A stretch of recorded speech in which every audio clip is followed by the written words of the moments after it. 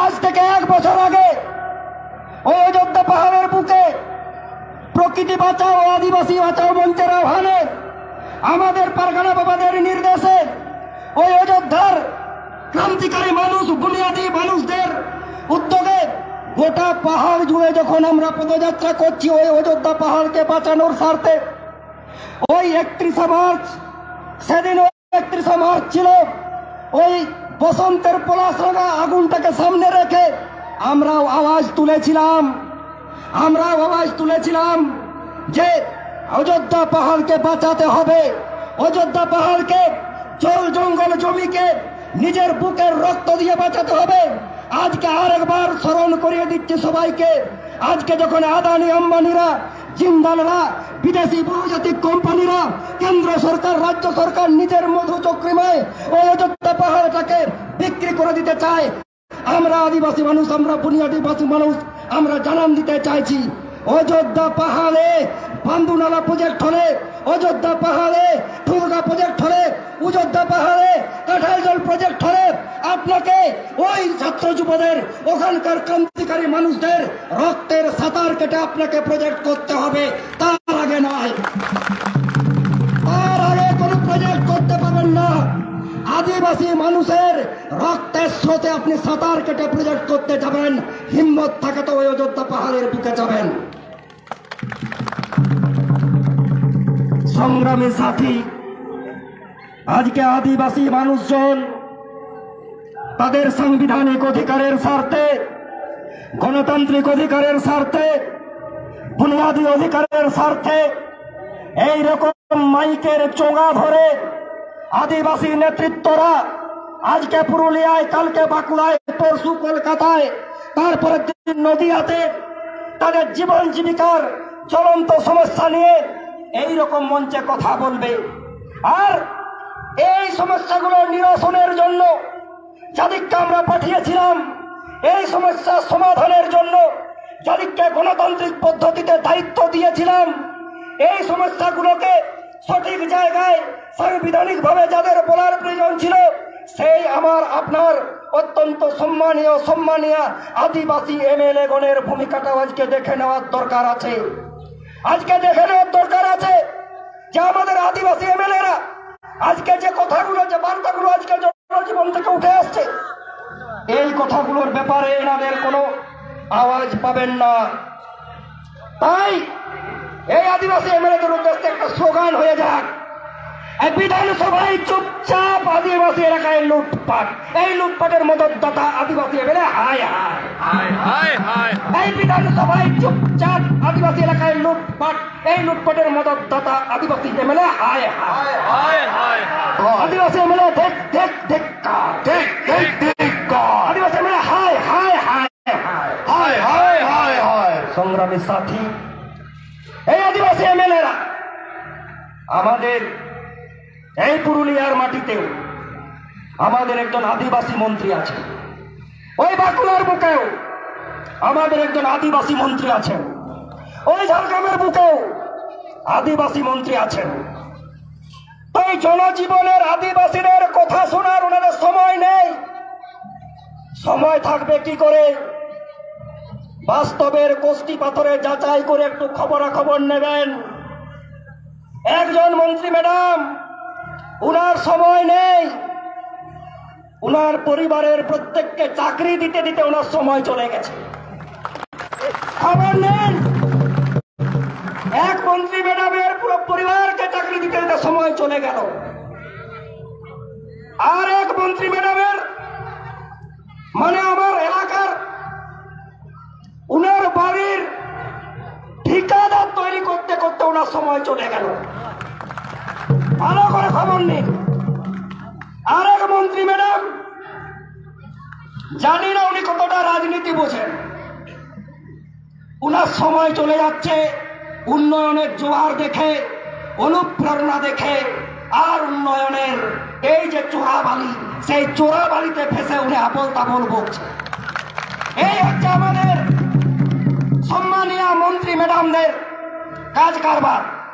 আর আমরা যারা এই আদিবাসীদের কথাবার্তা বলছি, যারা বুনিয়াদী হকের কথা বলছি, রকম কথাবার্তা বললে আমরা নাকি ওনাদেরকে হ্যারাসমেন্ট করছি, আমরা নাকি সরকার বিরোধী কথাবার্তা বলছি।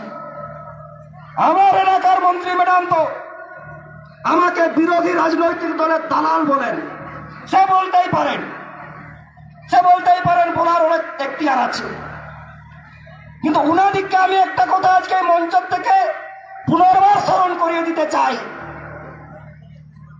উনাদিকে এইসব দাবি দাওয়া বললে উনারা বলেন যে আপনারা কেন্দ্রের বিরুদ্ধে কেন আন্দোলন করছেন না। শুনুন মন্ত্রী ম্যাডাম, আদিবাসী সমাজ, আদিবাসী মানুষজন কার বিরুদ্ধে কথা বলবে, কার বিরুদ্ধে আন্দোলন করবে, কার বিরুদ্ধে রাস্তায় নামবে, সেই ঠিকাদারিটা আপনাদেরকে দেওয়া হয়নি। আপনাদেরকে যে ঠিকাদারিটা দেওয়া হয়েছে যে আমাদের কথাগুলো বিধানসভাতে বলুন, আমাদের অসুবিধার কথাগুলো বিধানসভাতে বলুন, আমাদের সাংবিধানিক দাবির কথাগুলো বিধানসভাতে বলুন, এই ঠিকাদারিটা ভালো করে পালন করুন। আর সঠিক সময়ে সঠিকভাবেই কি কেন্দ্র কি রাজ্য আদিবাসী সমাজের কাছে যে সমস্যা এসেছে সবার বিরুদ্ধে আদিবাসী মানুষ কথা বলতে ভয় পায়নি। আগামী দিনেও কি কেন্দ্র কি রাজ্য প্রত্যেকের বিরুদ্ধে রাস্তায় নামবে এবং তার জন্য আপনারাও প্রস্তুত থাকবেন। আপনারা প্রস্তুত থাকবেন।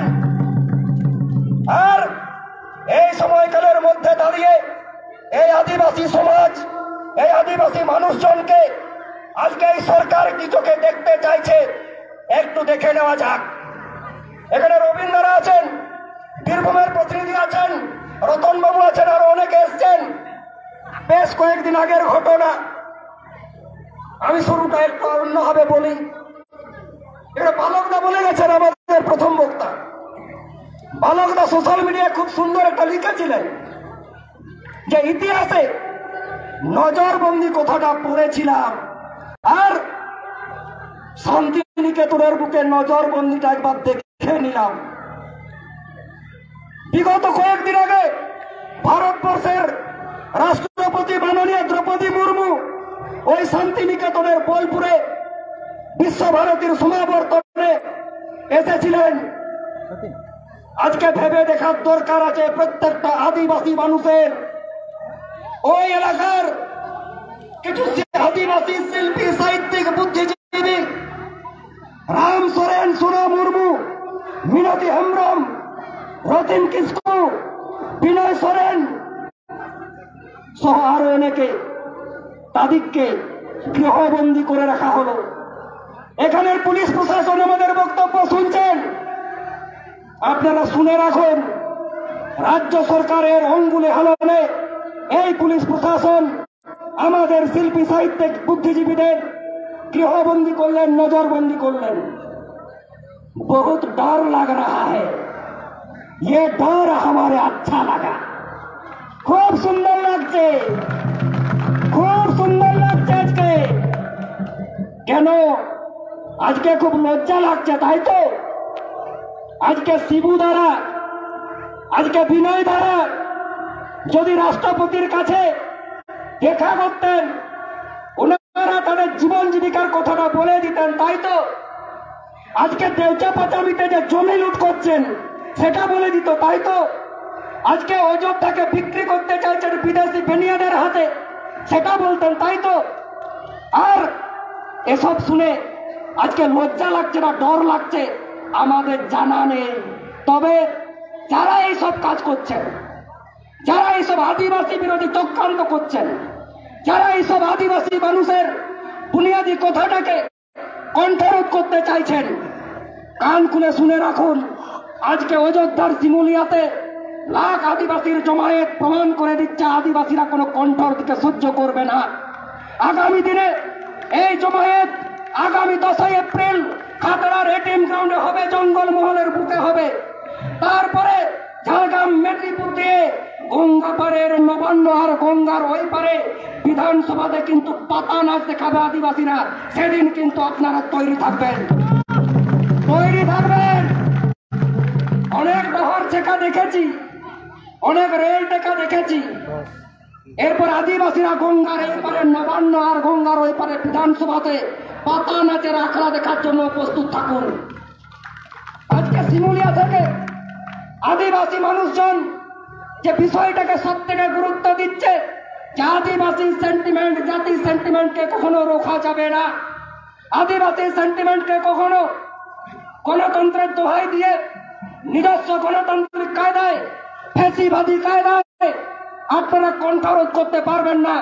সেই ব্রিটিশ পিরিয়ডেও পারেননি, আজকেও পারেননি, আগামী দিনেও পারবেন না।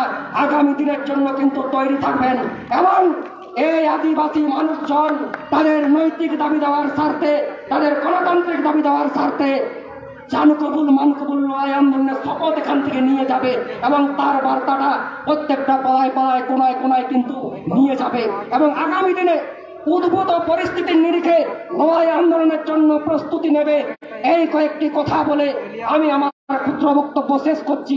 এবং পুনর্বার ওই জঙ্গলমহল খাতড়ার বুকে আগামী 10 এপ্রিল আমরা আদিবাসী একতা মঞ্চ তথা সমস্ত আদিবাসী গণসংগঠনের পক্ষ থেকে যে লাখো আদিবাসী সমাবেশ করতে চাইছি, প্রত্যেককে আমি আমন্ত্রণ জানিয়ে যাচ্ছি। এবং আজকে আমরা আদিবাসী মানুষরা এখানে যে জড়ো হয়েছি, এই বার্তাটা আদিবাসী এলাকায় এলাকায় পাড়ায় পাড়ায় নিয়ে যান এবং আগামী দিনের লড়াইয়ের জন্য প্রস্তুত থাকুন এই প্রতিজ্ঞা নিয়ে। এবং প্রত্যেককে ধন্যবাদ, অভিনন্দন, জোহার জানিয়ে আমি আমার ক্ষুদ্র বক্তব্য শেষ করছি। সবাইকে ধন্যবাদ, অভিনন্দন, জোহার। আর नुका सांताल को असना रकम खबर नियल लगी सांताल टुडे सांबन तहनमा न्यूज चैनल जहां हाय नाव को मन जुकन अवश्य सब्सक्राइब मा जोहार।